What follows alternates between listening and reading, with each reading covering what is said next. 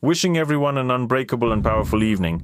So, Zelensky claims that there is a threat of an attack from Belarus. Supposedly Lukashenko is planning something there, preparing a staging ground, and the whole thing is clearly heading toward a direct attack on Ukraine. But whether this is true or not, we will figure it out now. Before we start, let's remember Yermak. Yermak is still there. Well, he is the former head of President Zelensky's office, his best friend, comrade, brother, godfather, in-law, and who else? In general, here is Zelensky's opinion. It's old, but it's still relevant when it comes to Yermak himself. Let's take a look. Yermak is a powerful manager, one of the very powerful managers. The oratory skills, of course, are cranked up to the max. It's all just very powerful. And this Udon guy, well, it's really cool. In my team, I respect him for his results. No, well, the result, you see, Ukraine is thriving. It has already surpassed Switzerland's economy and development. It's already ahead of everyone else. Even the Anunnaki from Alpha Centauri are jealous and say, wow, what an effective manager. We wish we had someone like that, then we would thrive too. But no. But you want to keep such a cow for yourself. He will do what I tell him to do. In short, he's powerful because he does what Zelensky tells him to do. Personally, I don't understand what's so managerial about this issue. If a person just says what they're told to do, that's basically some kind of army command staff, but it's not a real working process. They told him what to do, he did it, and apparently that makes him a manager. What a twist. That's just great. He carries out these tasks, and it's always like that. Whenever you want to weaken a particular person, you'll go after their team. That's how it is. They attack Yermak, but it hits Zelensky. Hit your own so that outsiders are afraid, says Zelensky. And when you finish off that person's team, what will you start attacking? The president. Well, somewhere in that ballpark, yes, it seems to be true. Apparently something like that is really being planned, so we are waiting to see how things develop. You see, we have our own Vanga here, and she predicts an attack on Zelensky himself. Zelensky predicts an attack on Zelensky, so what do we have next, right? By the way, there is this and another video on the Telegram channel. Subscribe by pointing your phone or tablet camera at it, and right here in the description. And then, regarding Zelensky's own plane and attacks on Ukraine, here's what he says. Zelensky says that Russia is preparing an offensive from Belarus, and strikes on decision-making centers are, of course, terrible. If they strike Concha Zaspa, the morning will last for years. Probably in Ukraine, all the residents, all the citizens of Ukraine will cry, scream, pull their hair out and shout, why? Just not this, just not the decision-making centers, just not the deputies, only the draft-exempt darlings. Please don't strike. We ourselves need such talented managers after all. Zelensky says the following. He met with the heads of the General Staff of the Armed Forces of Ukraine, Main Intelligence Directorate, Ministry of Defense, and all special services to discuss 3 directions at once. Among them, one of them is precisely Moscow's attempts to drag Belarus into the war. Russia, says Zelensky, is trying to convince Lukashenko to join new aggressive operations. The Kremlin is considering 2 scenarios: a strike from the territory of Belarus, either against the Chernihiv-Kiev axis in Ukraine, or against one of the NATO countries. Well, to be honest, I can't imagine Belarus attacking any NATO country, even the Baltic states. I just can't wrap my head around it. Of course, it's possible, but it would be pretty strange. By the way, there's a video with Lukashenko himself where he explains what could actually happen. As I promised, we will selectively mobilize parts of the armed forces in order to prepare them for war. God willing, we can avoid it, but we're all preparing for war. Well, here he basically confirms all of this indirectly, so you could say, give this guy some potatoes. What else does he say? Ukraine has details of the conversation between Russia and Belarus, said Zelensky. I guess, yeah, he watched that super secret video, which actually isn't secret at all, and warned that Kiev will defend itself if Lukashenko slips up and supports another Russian initiative. Another part of the meeting dealt with documents. In them, the Russians described preparations for new missile and drone strikes on Ukraine, particularly, again, on decision-making centers. Among the targets are nearly 24 political centers and military sites. One would assume that the military sites are probably some military recruitment offices somewhere where they are hiding in different buildings and something else like that. Then Zelensky says that Ukraine is not Russia, repeating a phrase that I think was first suggested by Kuchma, and he emphasized that the source of Ukraine's defense is the people's willingness to fight for independence, not any one person in the inner circle. Here comes a rather strange phrase: the people cannot be defeated. Russia needs to end its war and negotiate a dignified peace instead of looking for new ways to intimidate Ukraine. Well, in short, the people are, as always, at the center here. Apparently, the people wanted both the war and Zelensky, and in general, the people. When taxes aren't paid, the people are the problem. They're not paid because the people are poor. That's why taxes aren't being paid. When they need to cover up, like not surrendering the remaining 20% of Donbass. And we haven't even consulted the people about the referendum yet. As Zelensky said, well, maybe I'll run for a second term. It seemed like he was being called to do it. But first you have to consult with the people, then consult with your family, and then apparently also consult with that same fortune teller that Yermak, the powerful manager, consulted with. At the same time, the most interesting thing is that suddenly, after Yermak's arrest, they decided in Ukraine to find fortune tellers, magicians, and psychics. A new bill was introduced in the Rada, and they want to punish anyone providing any paid services. In general, they will punish all this obscurantism. Well, on the one hand, that's great. I always support the fight against obscurantism. On the other hand, it's kind of strange. It seems like Yermak was just promoting all these ideas, and as soon as he was put in jail, he hasn't even gotten out yet. They say the money has already been collected. They just didn't have time to send everything to this powerful manager from the powerful team of managers of the powerful Zelensky. And that's why the poor guy had to spend some time in the detention center. Of course, it's a paid detention center, not the one where everyone else stays, but still, he had to. But, as I understand it, on Monday, apparently in the very first hour after opening, all the money will be deposited into the account and he'll be released into the world. Then, what else is being talked about? Kuleba suddenly popped up here as well. Well, you know what doesn't sink. So Kuleba surfaced and explained what Putin wants. Let me first show you Kuleba as he gives an interview to his own wife. She's the one who suggested warming up. If you don't remember, Kuleba's wife, this very Svetlana Pavlovitskaya, don't let the last names confuse you, has an adult store, actually several in Kiev. Obviously, well, a talented businessman or businesswoman found the money and opened several of these shops, sex shops, right away. And she suggested warming up in winter with these very accessories, saying that some of them heat up to 38 degrees so you can surround yourself with them and stay warm. After that, the people of Ukraine really piled on both Kuleba and this Paveletskaya with those, accessories so much that I think she just wasn't allowed on air anymore. Well, now they've started interviewing each other. The part that can be shown, I don't know, it's this same Svetlana, either sitting in the shower to make it look like a different office or something, but Kuleba is answering her. And let's listen to what he's saying there. If Lukashenko wasn't showing off how strong his army is, you have to treat any enemy with respect, of course. But the potential of that army can't compare to the potential of Ukrainian weapons makers.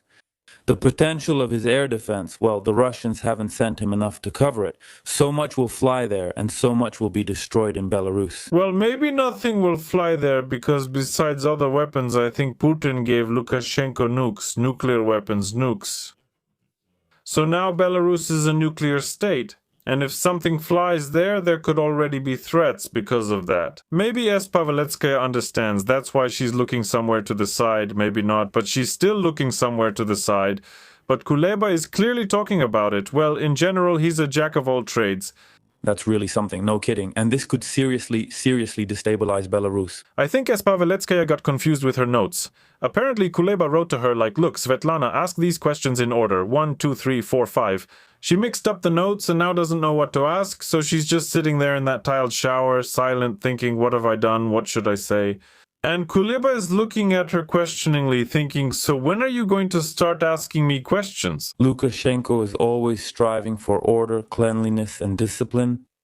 Well, yes, he tries, unlike some others. But now, in more detail. Here, Kuleba also explained and said that Lukashenko absolutely does not want to go to war, but it turns out that the Kremlin and the Russian president, Vladimir Putin in particular, are putting pressure on him. Therefore, Kuleba believes the question is not whether there will be some movement from the north, but when this movement will happen and what its direction will be. And he says that when the war comes to Belarus, the entire Lukashenko regime could collapse very quickly, but for some reason it hasn't collapsed for many years, I don't even know why.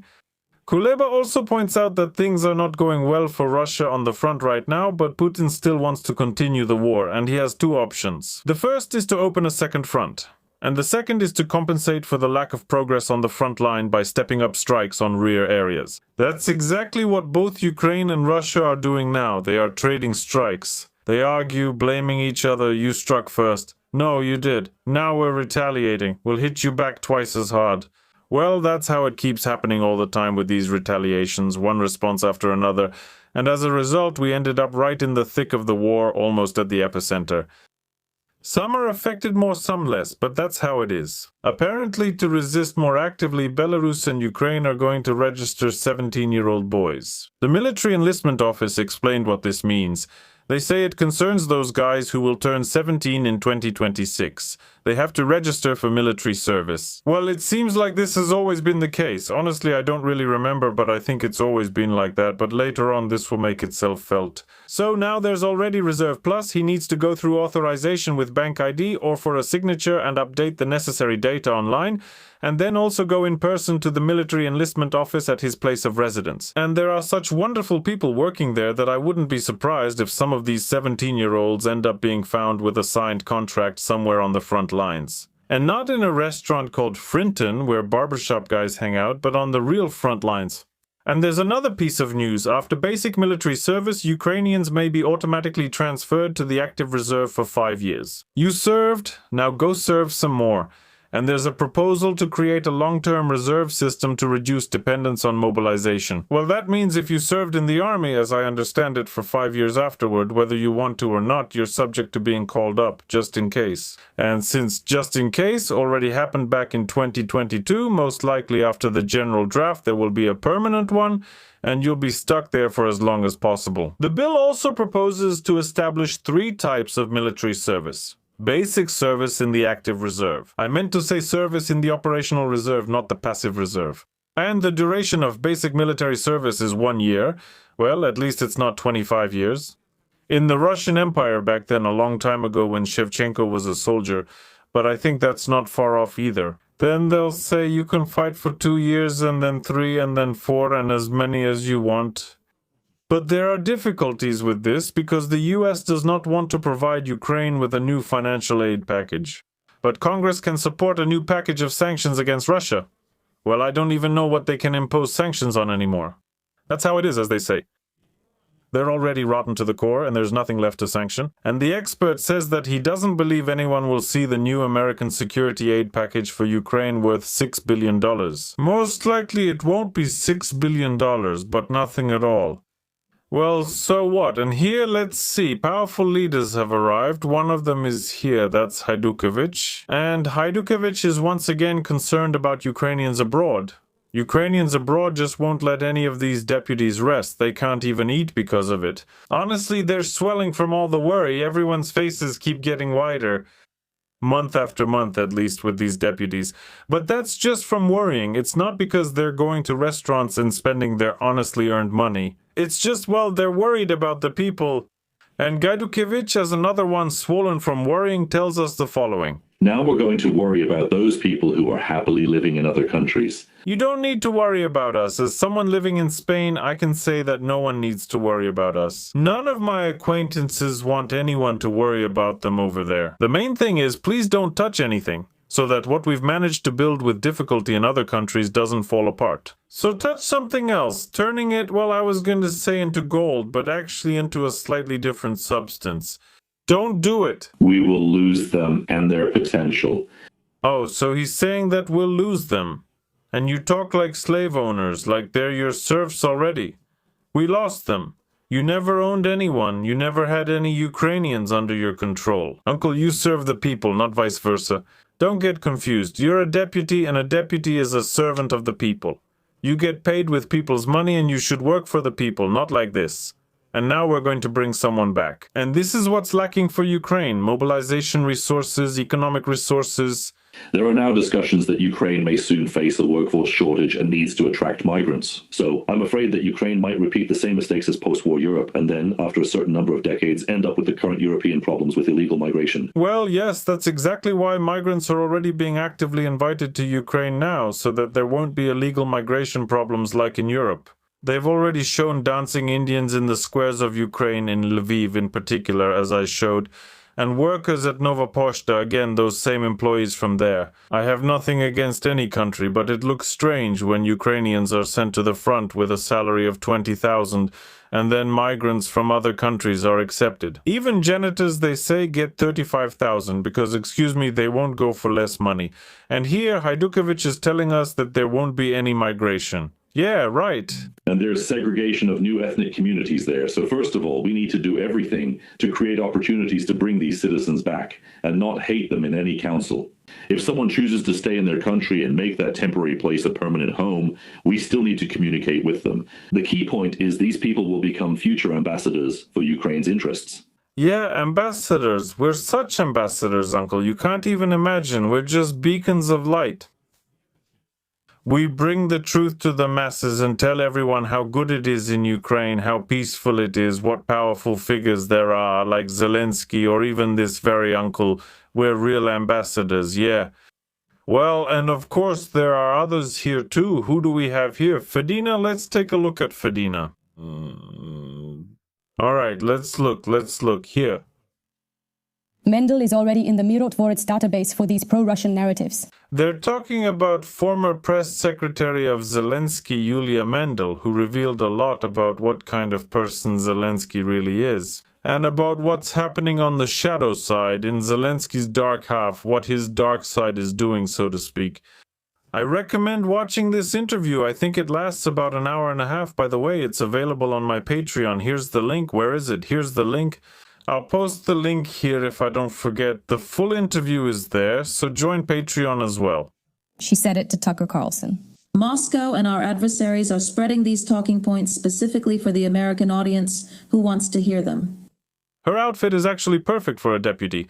And on top of that, it's unclear why she's sitting at home instead of in the assembly hall passing laws that are useful for the country. And on top of that, her loud complaints about not being allowed to go abroad also raise questions. A deputy and a fighter going abroad to sing for Ukrainians living abroad. Well, I've already joked about this, but please, Fedina, don't come here and sing somewhere. It's better to sing somewhere in your own shower. Just like Kuleba's wife, he's doing interviews in the shower, so please you sing in your own shower. They've long sold their audience on the idea that Ukraine is corrupt and bad. But it's not corrupt. Is that why Yermak isn't in pretrial detention for corruption? Is that why Minister of Mine Food Chernyshev hasn't disappeared somewhere inexplicably? Is that why there's no investigation in Ukraine into the spending of the hundreds of millions of dollars that have mysteriously disappeared? Of course, it's not a corrupt country, that's just pro-Russian rhetoric. What are you even talking about? For the international audience, she said a lot about support now being given to the Ukrainian state. Well, of course, and before this support, everyone was supposedly not naive at all. Everyone was so insightful. They thought, damn, maybe we'll help Ukraine now, just throw money at them. And they did, it's no joke. Look, 90 billion from Europe. Because who's going to blow something up there? I don't understand. Well, that's probably all for today. Subscribe to the channel and let's hope that there won't be any moves from Belarus after all. I hope no one from that side comes and peace arrives soon. That's my wish for all. Goodbye. So I'm interested in how much money the American and European allies are actually willing to invest in developing the armed forces of Ukraine as the bulletproof vest of Ukraine and Europe. But for that, ratification by Congress is needed in order to allocate the funds.